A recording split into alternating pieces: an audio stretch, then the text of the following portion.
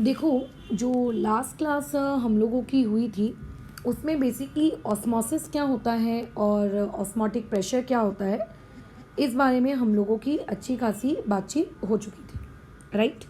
तो उसमें बट मैंने कुछ फॉर्मूलेज वगैरह तुम लोगों को नहीं बताए थे जो कि मुझे बताने हैं। तो मैं डेफिनेटली अब वहाँ से कंटिन्यू कर रही हूँ, क्योंकि वो वाली जो क्लास थी वो ऑलमोस्ट पूरी थियोरेटिकल थी, है ना, कि बस ये होता है, ये होता है, ये होता है, वो होता है, बात ख़त्म। कुछ फॉर्मूलेस वगैरह तो होने चाहिए जिन फॉर्मूलोज की मदद से हम कुछ डिराइव करें, कुछ कंसेप्ट्स का अप्लाई करें, एक्सेट्रा एक्सेट्रा। तो बस अभी हम लोगों को वही फॉर्मूले वगैरह पढ़ने हैं। तो 3 कोलोगेटिव प्रॉपर्टीज़ हम लोग ऑलरेडी पढ़ चुके हैं, है ना। अच्छा, और उसके अलावा अभी चौथी कोलोगेटिव प्रॉपर्टी यानी कि ऑस्मोटिक प्रेशर अभी हम लोगों की चल रही है। तो बस यहीं से कंटिन्यू करते हैं। देखो, कंसेप्ट बहुत ही सिंपल, प्यारा और अच्छा है। आपके एक साइंटिस्ट हुआ करते थे वेंट हॉफ। हम लोगों को ज़्यादा इस कंसेप्ट के डिटेल में नहीं घुसना है, तो तुम उसकी टेंशन मत लो कि ये चीज़ कहाँ से आई, कैसे आई। बराबर आपको सिर्फ यहाँ पे फॉर्मूला याद रखना है, ठीक है। जैसे मैंने आपको शायद याद होगा बताया था कि डिप्रेशन इन फ्रीजिंग पॉइंट के वक्त कि delta T F directly proportional होता है मोलालिटी के। लेकिन जब मैंने यही कंसेप्ट तुम्हें एलिवेशन इन बॉइलिंग पॉइंट में सिखाया था, तो वहाँ मैंने तुम्हें प्रूफ करके बताया था कि किस तरीके से वो मोलालिटी के डायरेक्टली प्रोपोर्शनल होता है ना। बट मैंने क्या कहा था, इसका यूज़ नहीं है, आपको बात डायरेक्टली याद रहना चाहिए, वो ज़्यादा ज़रूरी है। तो सिमिलरली यहाँ पे भी वही बातचीत है कि आपके एक साइंटिस्ट हुआ करते थे वेंट हॉफ।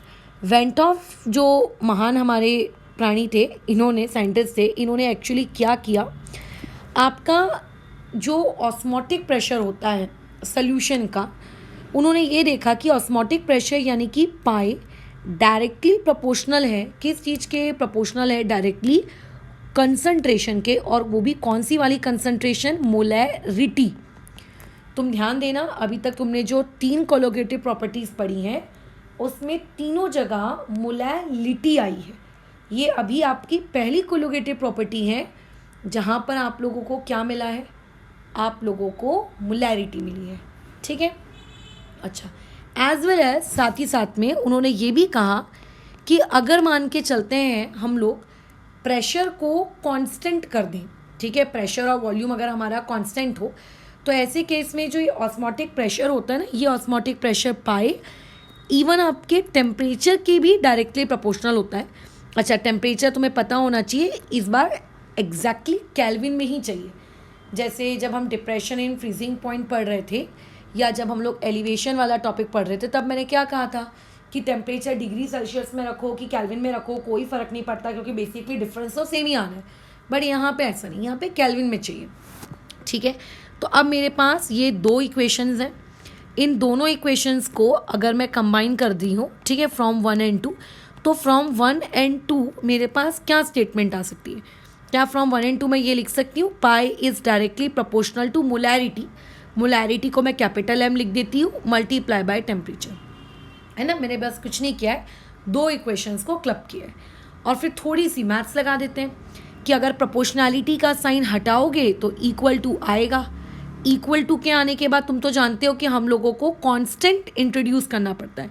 जब भी आप प्रोपोर्शनैलिटी का साइन हटाते हैं तो प्रोपोर्शनैलिटी का साइन हटा के हमें वहाँ पे क्या इंट्रोड्यूस करना पड़ता है?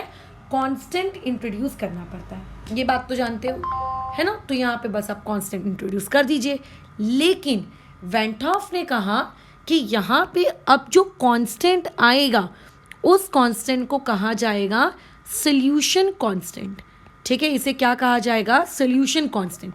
बाद में उन्होंने कुछ रिसर्च की, उन्होंने एक्सपेरिमेंट्स किए, और वो ये देखते हैं कि जब हम 11th क्लास में थे और 11th क्लास में जब आपको आइडियल गैस इक्वेशन पढ़ाई जाती है यानी कि PV इक्वल टू NRT, तो उस वक्त PV इक्वल टू NRT के वक्त जो आप वहाँ पे कैपिटल R का इस्तेमाल करते हैं, जिसको आप यूनिवर्सल गैस कांस्टेंट कहते हैं, आप उन्होंने ये देखा कि S की वैल्यू एग्जैक्टली उसी कैपिटल R यानी कि कौन है यहाँ पर? यहाँ पे R का मतलब है वो मोल कंसेप्ट में जो आइडियल गैस इक्वेशन में यूनिवर्सल गैस कांस्टेंट है ना, ये बस वही है। ये यूनिवर्सल गैस कांस्टेंट के बोलो क्या आ गई, बराबर आ गई, है ना। यूनिवर्सल गैस कांस्टेंट के क्या आ गई, बराबर आ गई। तो फिर ये जो इक्वेशन है इसमें एक और नया कांस्टेंट देना, उसको अलग से एक नया सिंबल देना, उन्होंने बोला कौन इतना दिमाग खर्च करे, सीधा सीधा लिख दिया पाई इक्वल टू बोलो कितना, आप लोगों का कैपिटल आर, ठीक है, कंसंट्रेशन का एम, कैपिटल एम और यहाँ पे टी, तो फॉर्मूला बन गया pi equal to M R T. कई बुक्स में कैपिटल एम की जगह सी लिखा रहता है, बट मैं हमेशा कैपिटल एम लिखती हूँ ताकि जो इंसान इस पर्टिकुलर फॉर्मूले को रीड कर रहा है, पढ़ रहा है, उसको ये पता रहे कि यहाँ पे कैपिटल एम का मतलब बेसिकली क्या है, मोलैरिटी। अदरवाइज अभी तक आपकी जो 3 सोल्यूशन एंड कोलोगेटिव प्रॉपर्टीज में जो 3 कोलोगेटिव प्रॉपर्टीज गई उनमें कैपिटल एम नहीं था, वहाँ पे स्मॉल एम था, तो ताकि कंफ्यूजन ना हो इसीलिए मैं लिखती हूँ, ठीक है। बाकी तुम तो ज़्यादा होशियार हो, कैपिटल एम का मतलब तो तुम अच्छे से जानते हो। कैपिटल एम का मतलब क्या होता है, मोल्स अपॉन में बोलो वॉल्यूम, वो भी वॉल्यूम किसका, सोल्यूशन का, वो भी किस में, लीटर में, और मोल्स किसके बताइए, सॉल्यूट के। ये बस आपको पता होना चाहिए। जिस इंसान को बेसिक मोलैरिटी का फॉर्मूला आता है वो यहाँ पे मोलैरिटी को ऊपर जाके पुट कर देगा, और जब वो मोलैरिटी को पुट करेगा तो pi is equals to capital M की जगह पे क्या आ जाएगा, मोल्स किसके, सॉल्यूट के, डिवाइड बाय वॉल्यूम, और इनटू में यहाँ पे आर और टी। तो यानी कि यहाँ से फॉर्मूला नहीं बन जाएगा pi into V is equals to N times of R T. तुम्हें ये लगता है तुमने जो आइडियल गैस इक्वेशन पढ़ी थी ये वही सेम फॉर्मूला हो गया है, बस फर्क कितना था, वहाँ पे P V equal to N R T था, यहाँ पे pi into V equal to N R T, मतलब पी को हमने रिप्लेस कर दिया किससे, पाई से। और जहाँ पे पाई का मतलब क्या है, osmotic pressure of the solution. एकदम सीधे सीधे न्यूमेरिकल्स पूछे जाते हैं, बोल दिया जाता है कि 120 ग्राम यूरिया को पानी में डिज़ोल्व किया है 300 केल्विन पर, बताइए कि 120 ग्राम यूरिया के डिज़ोल्व करने की वजह से ऑस्मोटिक प्रेशर क्या होगा। तो आपको मैंने ऑलरेडी मोलैरिटी वगैरह की न्यूमेरिकल्स की प्रैक्टिस करवाई है, आप मोलैरिटी का न्यूमेरिकल प्रैक्टिस कर लीजिए, मोलैरिटी निकाल दीजिए, pi equal to M R T में पुट कर दो, आंसर निकल कर आ गया। इतने लोलो छाप न्यूमेरिकल्स इस पर्टिकुलर टॉपिक से पूछे जाते हैं। इवन पूरा का पूरा सोल्यूशन एंड कोलोगेटिव प्रॉपर्टीज नामक चैप्टर ही ऐसा है, क्या बात करें इस पर। अच्छा, अब एक और सबसे महत्वपूर्ण चीज़, हर फॉर्मूले के आगे हम लोग अभी तक आई लगाते आ रहे, तो इस पर्टिकुलर फॉर्मूले को क्यों छोड़ेंगे, तो यहाँ पर भी हम लोगों ने क्या इंट्रोड्यूस कर दिया, आई, ठीक है। यहाँ पे क्या इंट्रोड्यूस कर दिया हम लोगों ने, आई। क्यों, क्योंकि हो सकता है आपके सॉल्यूट की आई की कुछ वैल्यू हो, अगर आपका सॉल्यूट डिसोशिएट नहीं होता है लाइक ग्लूकोज, शुगर, तो बात अलग है, आई की वैल्यू 1 रखेंगे, जो कि हमारा नेक्स्ट टॉपिक है, हमको यही पढ़ना है। बट अगर आई की वैल्यू होगी, अगर वो डिसोशिएट होता है तो फॉर्मूले में यहाँ पे आई आना चाहिए, तो इसीलिए मैं हमेशा फॉर्मूले में क्या लिखती हूँ, आई हमेशा लिखती हूँ, ठीक है।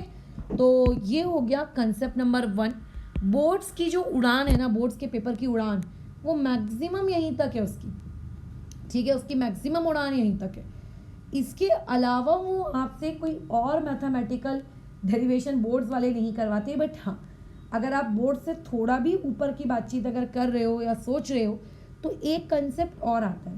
कंसेप्ट इस तरीके से रहता है कि जैसे मान के चलिए यहाँ पर ये आप लोगों के पास बीकर है, इस टाइप के कंसेप्ट आपने आयोनिक इक्विलिब्रियम में बहुत बार यूज़ किए, ठीक है। ये आप लोगों के पास मान लेते हैं 2 बीकर्स है, आपके पास हो सकता है 3 बीकर्स भी हो सकता है आपके पास 4 बीकर्स भी हो सकता है 5 भी हो, वो कितने भी हो सकते हैं। अभी मैं मान के चल रही हूँ कि आपके पास 2 बीकर्स हैं, इसके अंदर इसके पास सोल्यूशन है, सोल्यूशन मतलब सॉल्यूट और सॉल्वेंट का मिक्सचर। अब इसमें मान लो कि जो भी आपने सोल्यूशन भर के रखा है, इस सोल्यूशन का जो वॉल्यूम है वो है V1। सेकेंड बीकर में आपने जो भी सोल्यूशन भर के रखा है, मान लेते हैं इसका वॉल्यूम है V2 बराबर। अब वो ये कह रहा है कि जब अकेला बीकर होता था, जब उसका अकेला वॉल्यूम V1 होता था, तो उस वक्त जो ऑस्मोटिक प्रेशर होता था वो होता था पाई 1, और जब अकेला वॉल्यूम V2 होता था, जब उसमें हमने दोनों को मिक्स नहीं किया था, तब उस वक्त ऑस्मोटिक प्रेशर कितना होता था, पाई 2। अब हमने क्या किया, इन दोनों बीकर्स को उठाया और उठाकर बोलो क्या कर दिया, एक दूसरे कंटेनर में मिक्स कर दिया, ठीक है। तो अब बोलो आपका जो वॉल्यूम है क्या वो V1 होगा, क्या आपका वॉल्यूम सिर्फ V2 होगा? Definitely not. अब आपका जो नया वाला वॉल्यूम आएगा वो क्या होगा? V1 plus V2। अब देखो इसमें एक स्टूडेंट का डाउट आ जाता है कि मैम इसी चैप्टर में हमने ये चीज़ पढ़ी है कि वॉल्यूम को ऐड नहीं करना चाहिए, है ना, हमने आइडियल नॉन आइडियल सॉल्यूशंस पढ़े थे ना, इसी चैप्टर में हमने ये चीज़ पढ़ी है कि वॉल्यूम को ऐड नहीं करना चाहिए, क्योंकि हो सकता है कई बार ऐड करने के बाद आपका आंसर ज़्यादा आए, हो सकता है कई बार आंसर कम आए, मतलब 3 + 4, हो सकता है मैडम 7 आए, 7 होकर 8 आए। तो देखो एक्चुअली मैं मानती हूँ कि नॉन आइडियल सॉल्यूशंस एग्जिस्ट करते हैं जिनमें वॉल्यूम एक एडिटिव प्रॉपर्टी नहीं होती, बट हम लोग आइडियल केसेस पढ़ रहे हैं, ठीक है, हम लोग क्या पढ़ रहे हैं? आइडियल केसेस पढ़ रहे हैं। आइडियल केसेस में आपको चाहे क्वेश्चन में, जैसे आप कभी केमिकल काइनेटिक्स पढ़ते हो या फिर गैसियस स्टेट पढ़ते हो, अनलेस एंड अनटिल क्वेश्चन में लिख कर ना आए कि वो गैस एक रियल है, आप उसको आइडियल मान के ही सॉल्व करते हो ना। तो सिमिलरली आपको ये जो क्वेश्चन में सॉल्यूशंस का जो मिक्सचर दिया जाएगा वो 99% ऑफ केसेस में आपको 99.99% बल्कि केसेस में आपको आइडियल ही दिया जाएगा, चाहे लिखा हो या ना लिखा हो। और आइडियल केसेस में आप वॉल्यूम को ऐड कर सकते हो, हाँ, लेकिन ऑस्मोटिक प्रेशर को ऐड नहीं कर सकते, ठीक है। जो आपका पाई है ये एक एडिटिव प्रॉपर्टी नहीं है, ठीक है, नॉट अ एडिटिव प्रॉपर्टी। यानी कि अगर पहले मिक्स करने से पहले बीकर का ऑस्मोटिक प्रेशर था 5 और दूसरे का 3, तो मिक्स करने के बाद 8 हो जाएगा ऑस्मोटिक प्रेशर, ऐसा तूफानी कार्य मत करना। फिर हम लोग क्या करें? तो बहुत ही सिंपल सा देखो इसका कंसेप्ट है कि ऑस्मोटिक प्रेशर बिफोर मिक्सिंग जितना था बात खत्म, और ऑस्मोटिक प्रेशर आफ्टर मिक्सिंग कितना है बात खत्म। तो बिफोर तो 2 लोग थे, तो 2 लोगों की वजह से ऑस्मोटिक प्रेशर क्या करेंगे बताओ, कैसे करेंगे अब इस सवाल को? तो इस सवाल को ऐसे नहीं करते, इस सवाल में एक सिंपल सा कंसेप्ट लगाते हैं कि मिक्स करने के पहले, ठीक है, जो मोल्स थे, moles before mixing, moles before mixing, ठीक है, मोल्स बिफोर मिक्सिंग जो टोटल मोल्स थे, और मोल्स आफ्टर मिक्सिंग, बात खत्म। क्योंकि मोल्स तो कहीं नहीं जाएंगे ना, क्योंकि जो सॉल्यूट आप ऐड कर रहे हो वो नॉन वोलेटाइल है, और अगर मान लेते वोलेटाइल होता भी तो कंटेनर तो क्लोज है ना हमारे, कहीं इवेपोरेट होके भाग तो नहीं जाएंगे, है ना। क्लोज कंटेनर में होते सारे एक्सपेरिमेंट्स, भले ही हम लोग क्लोज में यहाँ बनाओ ना बनाओ, बट वो क्लोज होता है। अब मिक्स करने से पहले मैडम मोल्स कितने थे? तो अगर मेरे को एक बात बताओ, तुम्हें V1 वॉल्यूम पता है कि इस पर्टिकुलर कंटेनर के अंदर जो सोल्यूशन रखा है इसका वॉल्यूम V1 है, और तुम्हें मोलैरिटी का फॉर्मूला भी पता है। मोलैरिटी का फॉर्मूला क्या होता है? मोल्स अपॉन में वॉल्यूम। तो अगर मैं तुमसे पूछूंगी मोल्स कितने हैं, तो तुम ये नहीं बोलोगे मोलैरिटी मल्टीप्लाई बाय वॉल्यूम कर लीजिए, मोल्स पता चल जाएंगे, यही कहोगे ना। यानी कि बिफोर मिक्सिंग अगर कोई मुझसे पूछेगा कि कंटेनर नंबर 1 में कितने मोल्स हैं, तो मैं कहूँगी उसकी कंसंट्रेशन जो कि दी हुई होनी चाहिए, है ना। अगर तुम बोलोगे नहीं मैडम कंसंट्रेशन भी नहीं दी है, फिर तो कंसंट्रेशन तो एटलीस्ट दी हुई होनी चाहिए, ठीक है, जो भी आप लोगों की कंसंट्रेशन है वो। तो लेट्स से C1 मान लेते हैं, उसकी कंसंट्रेशन कितनी है C1। अरे यार 1 मिनट, आई थिंक ये डिस्चार्ज हो गया, कुछ सेकेंड्स वेट करना पड़ेगा, रुक जाओ।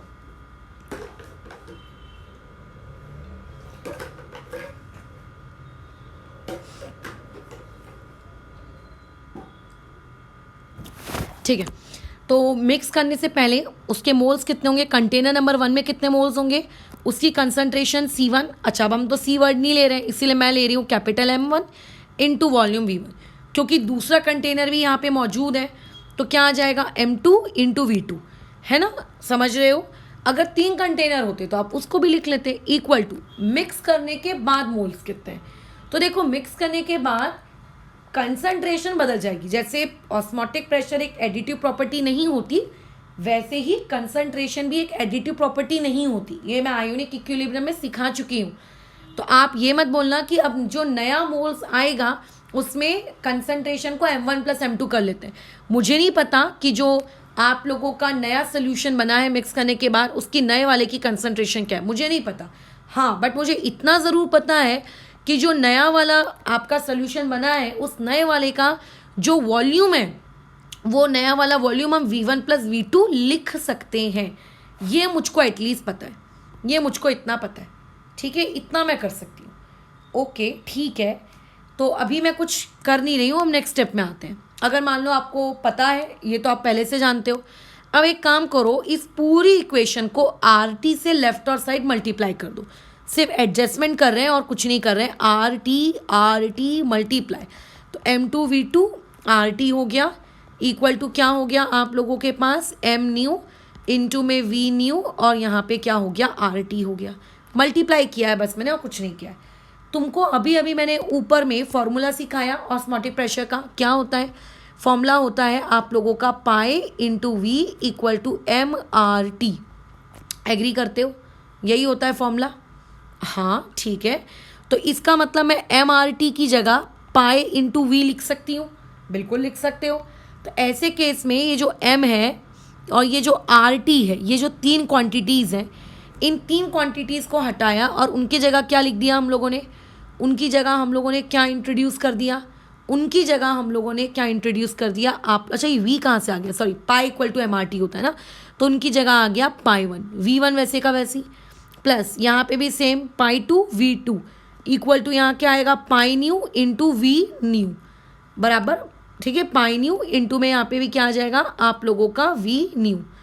अब इसके बाद तुम्हें क्या निकालना है, मिक्स करने के बाद जो नया सोल्यूशन बना उस नए सोल्यूशन का ऑस्मोटिक प्रेशर निकालना है, मतलब पाई न्यू निकालना है। तो पाई न्यू कैसे निकालेंगे, पाई 1 V1 plus pi 2 V2 upon में वी न्यू। अब तुम तो जानते हो कि वी न्यू का मतलब क्या होता है, नया वॉल्यूम, क्योंकि मैं तो यही मान के चल रही हूँ ना कि मेरा जो सोल्यूशन है वो आइडियल है, और आइडियल सोल्यूशन में हम लोग वॉल्यूम को ऐड कर सकते हैं बराबर। तो मैं वी न्यू की जगह क्या लिख सकती हूँ, V1 प्लस V2। अगर लेट से 3 कंटेनर्स होते तो V1 plus V2 plus V3, 4 होते, जितने हो। तो इसका मतलब मिक्स करने के बाद जो नया सोल्यूशन बनेगा उस नए सोल्यूशन का जो ऑस्मोटिक प्रेशर होगा वो इस पर्टिकुलर फॉर्मूले से बनाया जाएगा। खैर इस पर्टिकुलर टॉपिक पे कई बार अलग अलग जगहों पर MCQ पूछे जा चुके हैं, तो चाहे भले ही आप बोर्ड्स की भी तैयारी क्यों ना करो, ये आपको पता होना चाहिए, ठीक है बराबर। हाँ, इस फॉर्मूले का लेकिन एक ड्रॉबैक है, जैसे मैंने क्या कहा कि ये पर्टिकुलर फॉर्मूला तभी वैलिड है जब सोल्यूशन आइडियल है, क्योंकि आइडियल सोल्यूशन के लिए हम लोग V1 plus V2 equal to V total लिख सकते हैं, है ना। अगर सोल्यूशन आइडियल नहीं हो तो नहीं कर सकते, एंड जनरली नॉन आइडियल वाले क्वेश्चन अपने सिलेबस का पार्ट नहीं है, वो सिर्फ अपन ने पढ़ा है। लेकिन ये फॉर्मूला आपको तब यूज़ नहीं करना है जब क्वेश्चन में PPT बन रहा हो। PPT समझते हो ना, जब आप डबल डिस्प्लेसमेंट रिएक्शन करते हो, कभी डबल डिस्प्लेसमेंट रिएक्शन में कभी कभी प्रेसिपिटेट बन जाता है, 10th क्लास में आप पढ़कर आए थे, राइट। बस तो उस प्रकार की अगर आप लोगों के पास कोई रिएक्शन है जहाँ पर PPT प्रेसिपिटेट बन रहा है, वहाँ पर आपको ये पर्टिकुलर फॉर्मूला यूज़ नहीं करना। क्यों नहीं करना, क्योंकि वहाँ पर जो प्रेसिपिटेट बन रहा है वो तो सॉलिड है, और सॉलिड वाले लोगों के लिए ऑस्मोटिक प्रेशर का कंसेप्ट नहीं होता। ऑस्मोटिक प्रेशर का कंसेप्ट किसके लिए होता है, ऑस्मोटिक प्रेशर का कंसेप्ट किसके लिए होता है, आप लोगों के सॉल्यूशंस के लिए, ठीक है। बस ये इतनी सी बात थी।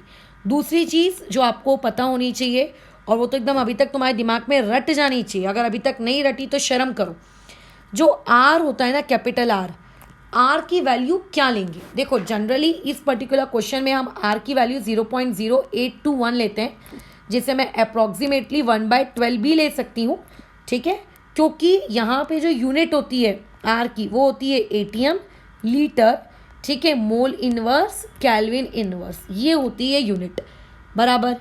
तो इससे जो ऑस्मोटिक प्रेशर आता है उस प्रेशर मतलब ऑस्मोटिक प्रेशर की भी यूनिट क्या होती है, ATM।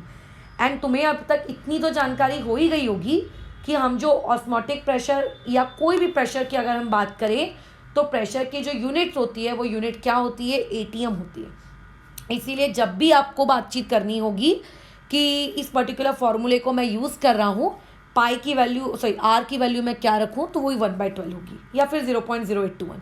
कैसा है, केमिस्ट्री में कई ऐसे फॉर्मूलेज होते हैं जहाँ पे R की वैल्यू आपको सोच समझ के रखनी होती है। कहीं पे 0.0821 नहीं लेते हैं, कहीं पे 8.314 लेते हैं, तो किस जगह कौन सी वैल्यू कब इस्तेमाल की जा रही है ये आपको पता होना चाहिए। अगर आपको ये नहीं पता है कि आपको कब कहाँ क्या यूज़ करना है तो ऐसे में गड़बड़ हो जाएगी, ठीक है। चलो अब नेक्स्ट कंसेप्ट की तरफ मूव करते हैं। नेक्स्ट कंसेप्ट देखते हैं क्या है हम लोगों के हथेली में। अब मैंने तुमको कहा कि जाकर ऑस्मोटिक प्रेशर निकालो, ठीक है। मान लेते हैं तुम्हारे पास ये 2 बीकर्स हैं, ठीक है। ये आप लोगों के पास बीकर नंबर 1 है, क्लोज्ड है। मैं क्लोज बना नहीं रही हूँ बट आप समझ जाइए, ठीक है, कि वो ऑब्वियस है कि क्लोज होगा। ये आपका कंटेनर है, इसका ऑस्मोटिक प्रेशर निकाला गया।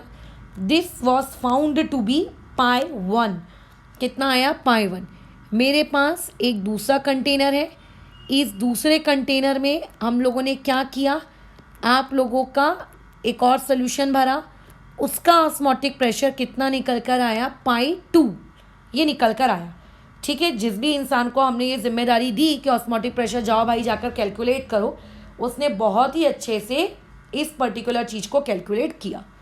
अब होता ये है कि दोनों स्टूडेंट्स अपना अपना रिजल्ट लेके अब टीचर के पास पहुँचे। लेट्स से एक स्टूडेंट है आयुष सिंह और दूसरा है हर्षना काड़े, दोनों मस्त पहुँचे। अब जब वो अपना आंसर देते हैं, अब देखो 3 प्रोबेबिलिटीज़ हो सकती हैं सादी। जैसे मान लेते हैं एक एग्ज़ाम हुआ, ठीक है, दोनों के सर्टेन मार्क्स आए, तो वहाँ पे 3 प्रोबेबिलिटीज़ बन सकती हैं। पहली प्रोबेबिलिटी आप लोगों की ये बनेगी कि दोनों लड़कों के मार्क्स सेम आए, जैसे जो मार्क्स आयुष के आए वही मार्क्स हर्ष के आए। दूसरी प्रोबेबिलिटी ये बन सकती है कि जो आयुष है उसके ज़्यादा मार्क्स आए, हर्ष के कम आए। और तीसरी प्रोबेबिलिटी ये बन सकती है कि हर्ष के ज़्यादा आ गए और आयुष के कम आ गए। राइट, यही हो सकता है। 2 लोगों के बीच में अगर आप कंपैरिजन करोगे तो मेरे हिसाब से तो यही 2 केसेस बन सकते हैं, 3 केसेस बन सकते हैं। तुम्हारे हिसाब से अगर कुछ और बनता हो तो खैर मुझे बताना। तो यहाँ पे भी वही होता है, 2 लोगों ने अपना अपना ऑस्मोटिक प्रेशर का रिजल्ट लेकर पहुँचे। अब यहाँ पे देखो 3 केसेस बन सकते हैं। केस नंबर 1 हो सकता है दोनों लड़कों के द्वारा जो पाई की वैल्यू लाई गई है कैलकुलेट करके, ये दोनों सेम आ जाए, π1 = π2। मतलब दोनों सॉल्यूशंस के ऑस्मोटिक प्रेशर कैसे आ गए? सेम, ठीक है। अच्छा, केस नंबर 2 ये क्या हो सकता है कि मान लेते हैं जो आपके पास पहला सॉल्यूशन है वो ज़्यादा आया, उसका ऑस्मोटिक प्रेशर ज़्यादा आया, और जो दूसरा है उसका कम आया। केस नंबर 3 यहाँ पे क्या हो सकता है कि π1 मतलब पहले वाले का कम आया, दूसरे वाले का लेट से ज़्यादा आया। यही 3 पॉसिबिलिटीज़ हो सकती हैं, उसके अलावा और कुछ भी नहीं हो सकता। तो जब मान लेते हैं आपके पास 2 सोल्यूशन हो सकता है कि टीचर ने दोनों को सेम टू सेम सोल्यूशन दिए हो तो दोनों का सेम आ गया आंसर। बट ये भी हो सकता है कि टीचर ने दोनों को अलग सोल्यूशंस दिए हों और फिर भी उनका आंसर कैसा आया है? सेम आया है, उनका रिजल्ट सेम आया। तो अगर कभी भी आपको चाहे सेम सोल्यूशंस दें या चाहे आपको डिफरेंट सोल्यूशंस दें, अगर दोनों सोल्यूशंस के या तीनों सोल्यूशंस के, ठीक है, ऑस्मोटिक प्रेशर सेम आ जाता है तो उस पर्टिकुलर सोल्यूशन को कहा जाता है आइसोटोनिक सोल्यूशंस, ठीक है, आइसोटोनिक सोल्यूशन। और अगर मान लेते हैं दोनों का सेम नहीं आया, तो नहीं आया मतलब किसी एक का ज़्यादा आया होगा और किसी एक का कम आया होगा, यही पॉसिबिलिटी होगी, है ना। किसी एक का ज़्यादा आया होगा, किसी एक को कम आया होगा। बराबर अगर मैं बोलती हूँ कि ये इंसान जीत गया, तो जो वर्ड होता है जीत गया, फर्स्ट आया, हार गया, ये सब रिलेटिव वर्ड्स होते हैं, है ना। अगर अकेला एक इंसान रेस में भाग रहा है तो उसके जीतने और हारने के लिए कोई वर्ड हम यूज़ नहीं करते। वो अकेला भाग रहा है भाई, उसके अकेले के लिए क्या वर्ड यूज़ करना, है ना। तो ये जो वर्ड्स होते हैं ये रिलेटिव होते हैं, किसी के रिस्पेक्ट में बोले जाते हैं। तो π1 बड़ा है, π2 छोटा है, मान लेते हैं। तो ऐसे केस में अगर 2 सॉल्यूशंस के ऑस्मोटिक प्रेशर की वैल्यू अलग आती है तो जिसकी वैल्यू ज़्यादा आती है, मुझे नहीं पता किसकी ज़्यादा आ रही है, लेट्स से π1 ज़्यादा आया इस केस में, तो जिसका ज़्यादा आता है उसको कहते हैं हाइपरटोनिक सोल्यूशन। हाइपरटोनिक का मतलब ये जो वर्ड होता है ना हाइपर का मतलब ही यही होता है ज़्यादा। यूजुअली इंग्लिश लैंग्वेज में हाइपर वर्ड तब इस्तेमाल करते हैं जब कोई इंसान बहुत गुस्से वाला हो, अरे तो बहुत हाइपर है यार, इस मतलब बहुत जल्दी चिढ़ जाता है, बहुत जल्दी गुस्सा आ जाता है उसको। और जो कम है ना, किसी के रिस्पेक्ट में, उसे क्या कहा जाता है? हाइपोटोनिक सोल्यूशन, ठीक है, इसे क्या कहा जाता है? Hypotonic solution. अब जैसे जो केस नंबर 3 है, केस नंबर 3 में π1 कम है और π2 ज़्यादा है, तो क्योंकि केस नंबर 3 में π2 ज़्यादा है तो π2 को फिर आप क्या बोलोगे? Hypertonic solution. और क्योंकि π1 कम है तो उसको आप लोग क्या कहोगे? Hypotonic solution. यानी कि ये जो वर्ड होते हैं हाइपरटोनिक, हाइपोटोनिक, ये दोनों रिलेटिव वर्ड्स हैं। ऐसा किसी के ऊपर लेबल या ठप्पा नहीं लगा होता है कि तू हाइपरटोनिक है और तू जिंदगी भर हाइपरटोनिक रहेगा, ऐसा नहीं होता है, ठीक है, किसी के ऊपर ऐसा लेबल नहीं लगा हुआ रहता है। डेफिनेटली वहाँ पर आपको कैलकुलेट करना पड़ता है, जिसकी भी वैल्यू ज़्यादा आए कम आए, है ना, आपको उसके अकॉर्डिंग फिर एक को हाइपर और दूसरे को हाइपो डिक्लेयर करना होता है, घोषित करना होता है। अच्छा, अब एक और चीज़ ध्यान से सुनना। अभी अभी हम लोगों ने ऊपर आज क्लास की जब स्टार्टिंग की तो हमने ये चीज़ डिस्कस की कि अकॉर्डिंग टू आपके वेंट ऑफ बाबा, आपका जो पाए होता है वो डायरेक्टली प्रोपोर्शनल होता है कंसंट्रेशन के।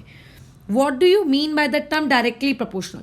डायरेक्टली प्रोपोर्शनल का मतलब ये होता है कि अगर एक क्वांटिटी बढ़ेगी तो दूसरी क्वांटिटी भी बढ़ेगी, अगर एक क्वांटिटी घटेगी तो दूसरी क्वांटिटी भी घटेगी। मतलब जैसा जैसा पाए करेगा वैसा वैसा सी करेगा, या जैसा जैसा सी करेगा वैसा वैसा पाए करेगा, यही होता है।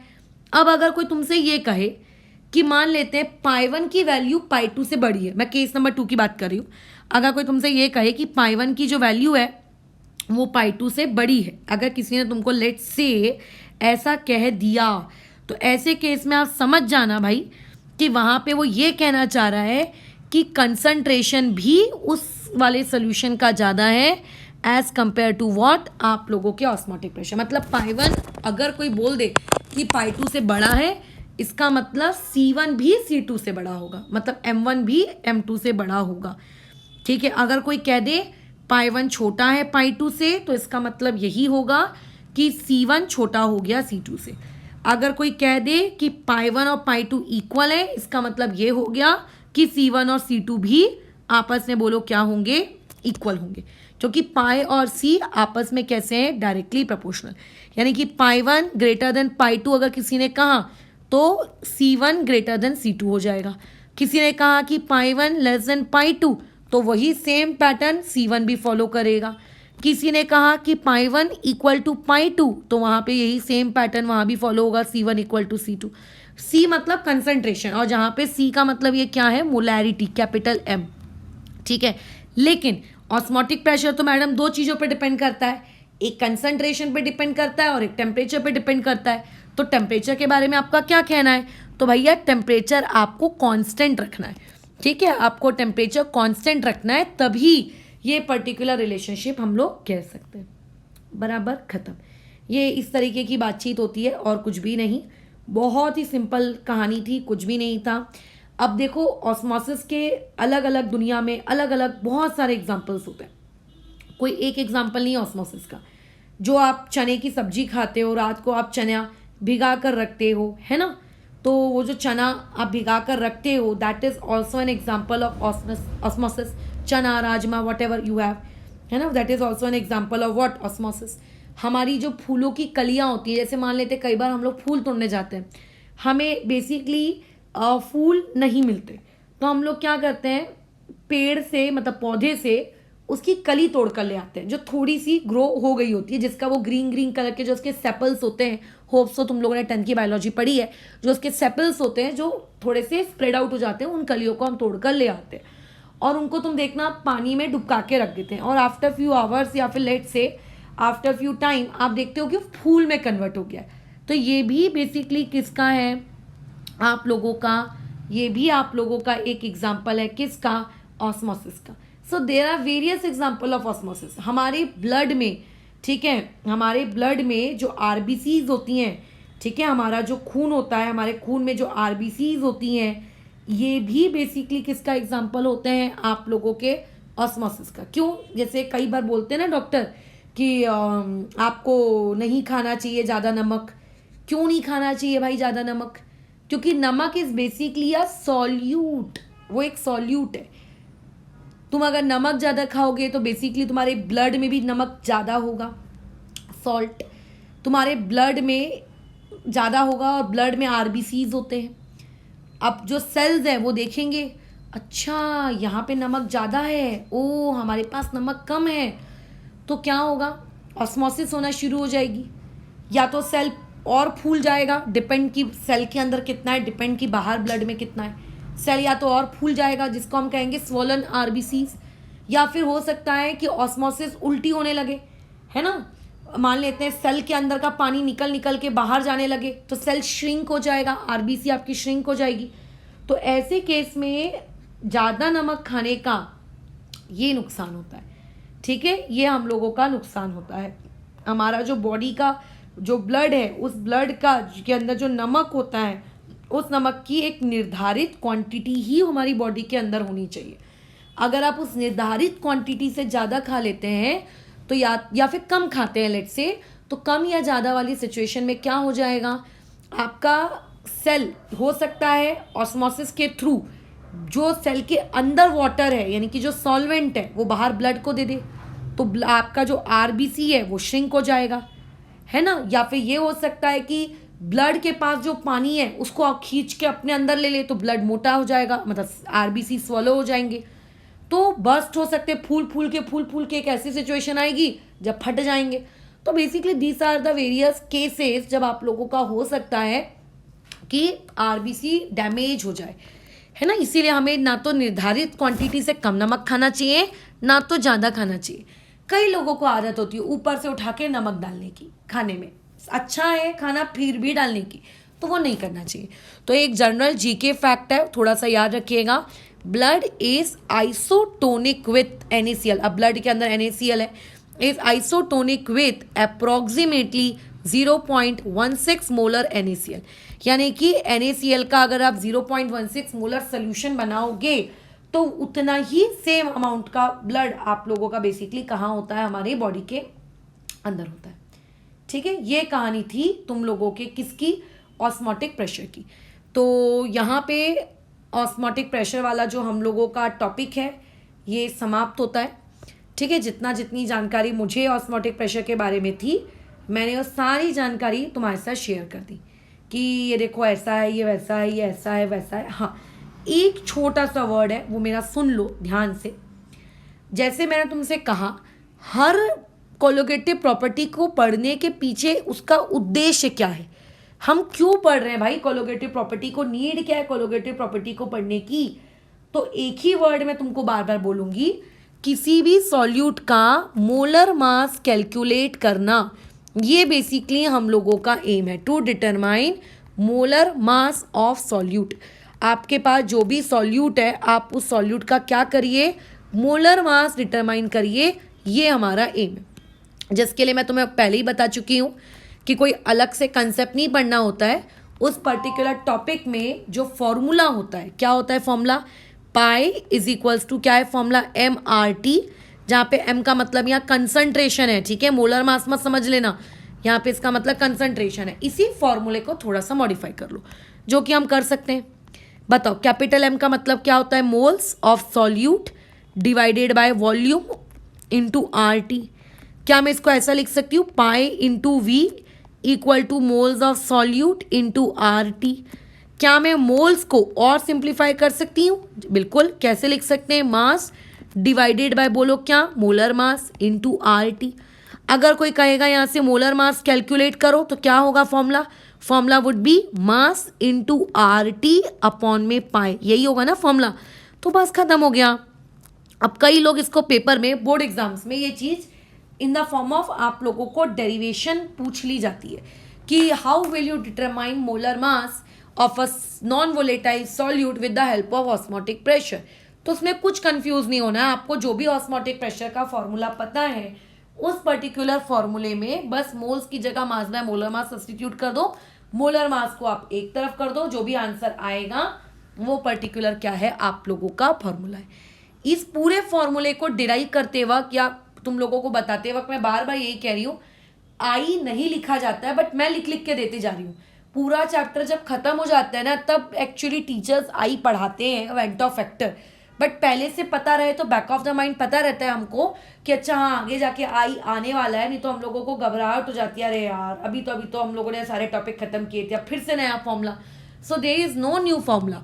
हाँ, लेकिन जब आपके टेक्स्ट बुक में ये डेरिवेशंस होंगे ना, तो इन डेरिवेशंस में कहीं पे भी क्या नहीं होगा, आई नहीं होगा। क्यों नहीं होगा, क्योंकि टेक्स्ट बुक वाले ये अज्यूम करके क्वेश्चन सॉल्व करते हैं कि आपके पास जो भी नॉन वोलेटाइल सॉल्यूट है, ठीक है, जो भी नॉन वोलेटाइल सॉल्यूट है वो पर्टिकुलर नॉन वोलेटाइल सॉल्यूट आप लोगों का कैसा है, आप लोगों का वो ना तो एसोसिएट होता है ना तो वो डिसोशिएट होता है, वो ये अज्यूम करके चलते हैं, ठीक है ना। इसीलिए उन लोगों को कोई दिक्कत नहीं होती, बराबर। अच्छा, ये कहानी हो गई हम लोगों की एक और ऑस्मोटिक प्रेशर और ऑस्मोसिस से रिलेटेड, बराबर, और तो कुछ नहीं है। खैर यहाँ पे एक चीज़ और लिखनी थी मुझे ह्यूमन ब्लड के बारे में। ह्यूमन ब्लड की जो कंसनट्रेशन होती है ना वो 0.9% वेट बाय वॉल्यूम होती है with respect to what, NaCl। ये भी आपको पता होना चाहिए एक डेटा, ठीक है, ये भी आपको। तो अब इससे रिस्पेक्ट, इसके रिगार्डिंग मैं आपको एक केस बना कर देती हूँ। ऐसे कई क्वेश्चंस पूछे जा सकते हैं। अगर मुझको बोर्ड्स का पेपर लेना होता तो मैं डेफिनेटली ऐसी क्वेश्चन पूछती। मान लेते हैं ये कंटेनर है, इस कंटेनर के अंदर हमने NaCl का 0.9% वेट बाय वॉल्यूम वाला NaCl का सोल्यूशन भर के रखा है। ये मान के चलिए आपके पास एक दूसरा कंटेनर है, इसके अंदर मैंने क्या रखा है, greater than 0.9% weight by volume से ज़्यादा का सोल्यूशन भरा है। ये दूसरा कंटेनर है, इसके अंदर लेस देन 0.9% वाला सोल्यूशन हम लोगों ने भर के रखा है, ठीक है। अब अगर मान के चलते हैं मैं यहाँ पे एक RBC को डालती हूँ, या RBC है, ठीक है, जो मैं रेड कलर की डाल रही हूँ ना, ये RBC है। आपको बताना है कि RBC के साथ क्या होगा। तो देखो क्या बात की हमने ऊपर की, जो ह्यूमन ब्लड होता है उस ह्यूमन ब्लड के अंदर जो NaCl होता है उस NaCl का भी परसेंटेज वेट बाय वॉल्यूम अगर कोई देखे तो वो भी 0.9 होता है। तो बेसिकली अगर आप RBC को उसी के सेम परसेंटेज वाले वेट बाय वॉल्यूम के सोल्यूशन में डिप करवा दोगे तो वहाँ पे कोई फर्क नहीं पड़ेगा। RBC की जो शेप होती है वही शेप रहेगी वैसी की वैसी। लेकिन अगर आप उसको 0.9% से ज़्यादा वाले में डिप कराते हो या लेस वाले में डिप कराते हो तो एक दिक्कत हो जाएगी, है ना। कैसी दिक्कत हो जाएगी बताओ, कि आपकी RBC को फर्क पड़ेगा, आपकी RBC के शेप में कुछ चेंजेस आएंगे। क्या चेंजेस आएंगे, हमारी जो RBC है उस RBC के अंदर जो नमक है वो तो 0.9% ही है, लेकिन बाहर जो सोल्यूशन है वो तो मोर देन 9% है ना, उसके अंदर ज़्यादा है। तो अब मुझे एक बात बताइए, कंसंट्रेटेड कौन है, नीचे वाला कंसंट्रेटेड है और ऊपर वाला डाइल्यूट है, बराबर। तो अब एक बात बताओ, तुम लोगों को जो मैंने ऑस्मोसिस पढ़ाई थी आई थिंक कल की क्लास में, तो उस ऑस्मोसिस के अकॉर्डिंग ऑस्मोसिस का डायरेक्शन क्या होता है, ऑस्मोसिस कहाँ से कहाँ होती है, डाइल्यूट से कहाँ की तरफ होती है, कंसंट्रेटेड की तरफ। मतलब कि जो भी उस पर्टिकुलर RBC के अंदर पानी होगा वो निकल निकल के बाहर आएगा। और अगर मैं RBC के अंदर से उसका पानी निकाल निकाल के बाहर निकालने लगूँ तो बेचारी RBC क्या हो जाएगी, साइज में श्रिंक हो जाएगी, है ना, सिकुड़ जाएगी। क्योंकि देखो अगर सब्जियां जो रहती हैं या फिर जो फ्रूट्स होते हैं, तुम देखना फ्रूट वाले सब्जी वाले उसके ऊपर पानी छिड़कते रहते हैं कंटिन्यूसली, ताकि बाहर का जो एटमॉस्फेयर है जहाँ पे वाटर वेपर्स कम है तो ऑस्मोसिस होने लगेगी, है ना, हाई टू लो की तरफ। तो पानी, सब्जी के अंदर का जो पानी वो निकल निकल के बाहर वातावरण में चला जाएगा और सब्जी पूरी सिकुड़ जाएगी, मुरझाई हुई दिखेगी वो सब्जी आपको, और कोई भी ऐसी सब्जी लेना पसंद नहीं करेगा। सब यही बोलेंगे अरे ये सब्जी तो बासी हो गई। तो देखना सूत की बोरी में लपेट कर या पानी से इसको श्रिंकल करके वो लोग रखते हैं ताकि सब्जियां फ्रेश दिखे, ताकि ये वाला सिचुएशन ना हो। अदरवाइज सब्जियां जैसे श्रिंक हो जाती हैं वैसे ही आप लोगों की RBC भी क्या हो जाएगी, आप लोगों की श्रिंक हो जाएगी। अब तो तुम समझदार हो, थर्ड केस में क्या होने वाला है, थर्ड केस में RBC फूल जाएगी, है ना, मोटी हो जाएगी। जैसे चना और राजमा कैसे फूल कर मोटे हो जाते हैं, एग्जैक्टली वैसे। क्यों, क्योंकि हम लोगों ने जो RBC ली है उसके अंदर का तो NaCl का कंटेंट 0.9 है, लेकिन जो इस बार सोल्यूशन लिया है बाहर वाला उसमें NaCl का कंटेंट कैसा है, कम है ना, उसमें NaCl का कंटेंट कैसा है, कम है। तो ऐसे केस में क्या हो जाएगा कि अगर NaCl का कंटेंट कम है तो फिर ये कि आप लोगों का जो ऊपर RBC है वो कंसंट्रेटेड है और नीचे का सोल्यूशन डाइल्यूट है, और जो फ्लो होता है ऑस्मोसिस का वो कंसंट्रेटेड से डाइल्यूट होता है। यानी कि RBC से पानी निकल निकल कर, एक मिनट रुको मैंने कुछ उल्टा बोल दिया क्या, हाँ एक मिनट सॉरी उल्टा बोल दिया। जो फ्लो होता है वो क्या होता है, डाइल्यूट से कंसंट्रेटेड। तो डाइल्यूट से चीजें निकल निकल के कहाँ जाएंगी, RBC के अंदर जाएंगी। तो RBC को पानी मिलता जाएगा मिलता जाएगा मिलता जाएगा मिलता जाएगा मिलता जाएगा, और क्या होगा, फाइनली बेचारी फूल फूल कर गुब्बारा बन जाएगी, मोटी हो जाएगी, और उसका रिजल्ट आपको दिख रहा है, स्वेलन, है ना। तो ऐसे कई क्वेश्चन पूछे जा सकते हैं, जरूरी नहीं है कि RBC को लेकर करें, बट RBC वाली चीज खैर मुझे बहुत याद थी इसीलिए मैंने ये आपको बताया। दूसरी चीज ये है कि ये जो अपनी टेक्निक होती है ना, मतलब मोलर मास निकालने की जो 4 टेक्निक्स हैं, via RLVP, via delta TB, via delta TF, via osmotic pressure. तो उसमें से जो बेस्ट मेथड जो मैं कहूँगी ना, बेस्ट मतलब सबसे बेस्ट का भी बेस्ट मेथड किसके लिए, कैलकुलेट करने के लिए, किस चीज़ को कैलकुलेट करने के लिए, सल्यूट का मोलर मास कैलकुलेट करने के लिए, वो है आप लोगों की बेसिकली ऑस्मोटिक प्रेशर वाली प्रॉपर्टी। इससे आप कैलकुलेट करो, इससे जब आप निकालते हो ना तो आप लोगों का एकदम परफेक्ट अच्छा आंसर आता है, बहुत ही अच्छा। अच्छा, आखिरी पॉइंट, जिस पॉइंट के बाद इस पर्टिकुलर लेक्चर को हम लोग अभी ओवर करते हैं, वो ये कि एक मेथड होती है, ठीक है, एक आपकी मेथड है, उस मेथड का एक्सपेरिमेंटल हमारे सिलेबस में नहीं है, नहीं तो मैं बताई होती कि जब हम लोग एक्सपेरिमेंट करते हैं, एक्सपेरिमेंट के वाया जब हम लोग ऑस्मोटिक प्रेशर निकालते हैं, है ना, अभी तो मैंने आपको जो फॉर्मूला दिया वो तो बेसिकली मैथमेटिक्स हो गई ना, वो बेसिकली क्या हो गई मैथमेटिक्स की, pi equal to M R T वाले फॉर्मूले में एम डालो, आर डालो, टी डालो, आंसर आ गया, वो तो मैथमेटिक्स हो गई। तो उसको हम कहेंगे थियोरेटिकल फॉर्मूला, वो आप फिर कहेंगे थियोरेटिकल कंसेप्ट। तो जो आप लोग जब लेकिन एक्सपेरिमेंट करते हो, तो जब आप एक्सपेरिमेंट करते हो तो एक्सपेरिमेंट करते वक्त जब आप ऑस्मोटिक प्रेशर निकालते हो, देन दैट मैथड उस पर्टिकुलर मैथड को हम लोग कहते हैं हार्टली एंड बेकली मैथड, ठीक है। उस पर्टिकुलर मेथड को हम लोग क्या कहते हैं, इज नोन एज, पहले एक्चुअली ये वाला एमसीक्यू बहुत फेमस हुआ करता था, कई स्टेट एग्जाम से पूछा जा चुका है कि उसको हम लोग कौन सी मेथड कहते हैं, या फिर कई ऑप्शंस में आता था। तो आपको पता होना चाहिए कि हार्टली एंड बेकली मेथड बेसिकली क्या है। ये एक्सपेरिमेंटल तरीका है, जिस एक्सपेरिमेंटल तरीके के वाया आप ऑस्मोटिक प्रेशर कैलकुलेट करते हैं। कैसा है कि कल को कोई भी उठकर इंसान अपना फॉर्मूला दे देगा वर्ल्ड को और बोलेगा कि मेरे इस फॉर्मूले से आप ये कैलकुलेट कर लो, तो आप उस पर ट्रस्ट थोड़ी ना करोगे, है ना। आप एक्सपेरिमेंट करके देखोगे, उसके फॉर्मूले को यूज़ करोगे, फिर कंपेयर करोगे कि अरे एक्सपेरिमेंट से निकाला हुआ आंसर प्लस वो इंसान जो कह रहा था उसके द्वारा बताया हुआ आंसर क्या मैच कर रहे हैं क्या आपस में। जब मैच करेंगे तब आप बोलोगे हाँ भाई तेरा फॉर्मूला सही है, ठीक है।